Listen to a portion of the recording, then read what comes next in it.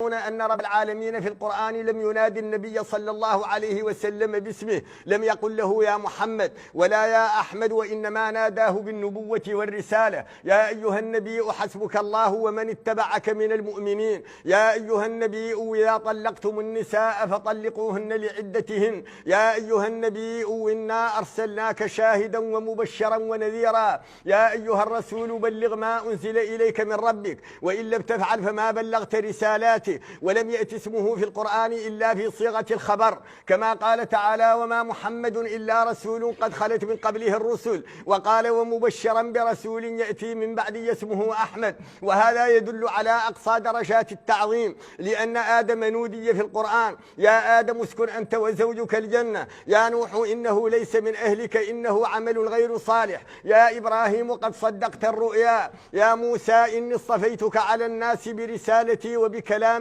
يا عيسى ابن مريم اذكر نعمتي عليك وعلى والدتك، إلى غير ذلك. فناداهم رب العالمين وهم أصحاب المراتب العظيمة، ناداهم بأسمائهم في القرآن، ولم ينادي النبي صلى الله عليه وسلم باسمه. فمحبته إذن واجبة على كل أحد، ولا بد من هذه المحبة، وهو مستحق لأقصى درجات المحبة. وقد بين صلى الله عليه وسلم ذلك في صحيح السنة، فقد ثبت في صحيح البخاري من حديث أبي هريرة رضي الله عنه أن النبي صلى الله عليه وسلم قال لا يؤمن أحدكم حتى أكون أحب إليه من والده وولده.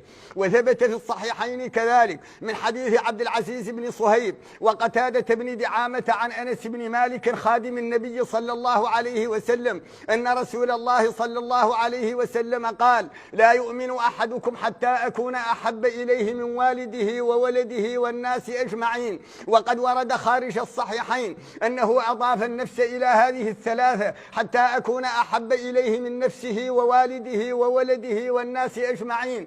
وثبت أن عمر بن الخطاب رضي الله عنه لما سمع الحض على محبته ووجوبها قال يا رسول الله لأنت الآن أحب إلي من كل شيء إلا من نفسي التي بين جنبي. قال لا يا عمر. فأتاه بعد ذلك وقال لأنت الآن أحب إلي من كل شيء حتى من نفسي التي بين جنبي. قال الآن يا عمر، أي الآن كمل إيمانك يا عمر. وقد برهن أصحاب رسول الله صلى الله عليه وسلم بأقصى البراهين والأدلة أنهم يؤثرون النبي صلى الله عليه وسلم على أنفسهم وعلى ذويهم. فهذا أبو بكر رضي الله عنه ليلة الهجرة يخرج مع النبي صلى الله عليه وسلم من مكة في ذلك الوقت المظلم الذي حشدت فيه قريش جميع قواها من أجل قتل رسول الله صلى الله عليه وسلم، فجعل يمشي مرة أمامه ومرة خلفه. فلما سأله قال أتذكر الرصد فأمشي أمامك وأتذكر الطلب فأمشي خلفك.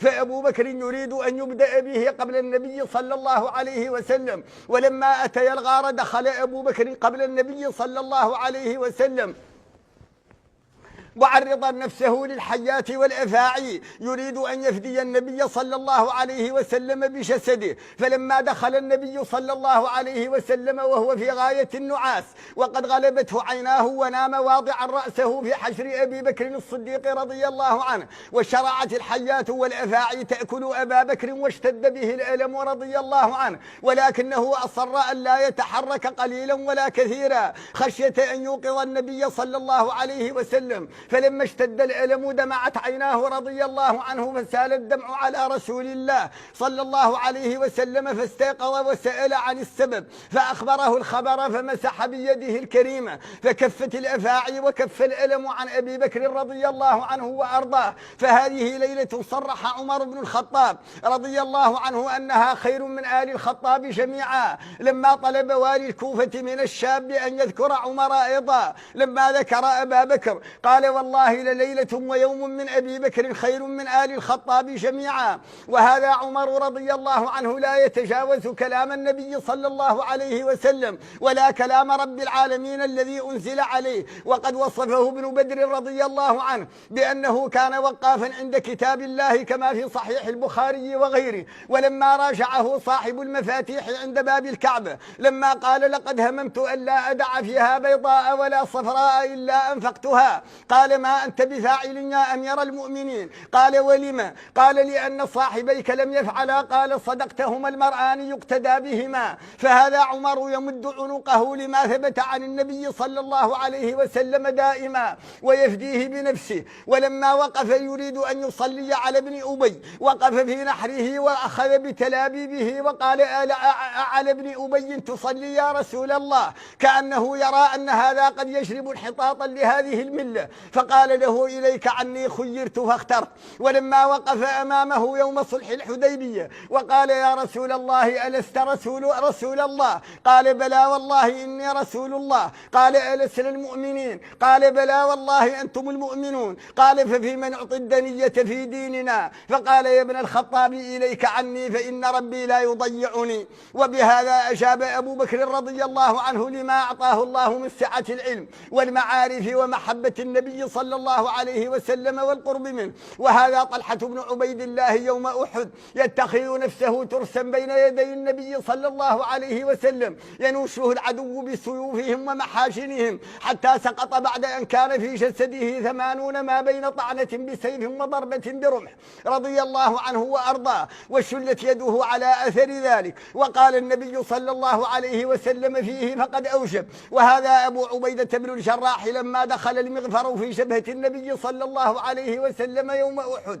لما سقط عن شواده يرفض أن يؤخذ المغفر بالأيدي ولكنه يأخذه بثناياه رضي الله عنه يريد أن لا يؤلم النبي صلى الله عليه وسلم. فلما أخذ الحديد بثناياه سقطت ثناياه رضي الله عنه وأرضاه فداء لرسول الله صلى الله عليه وسلم.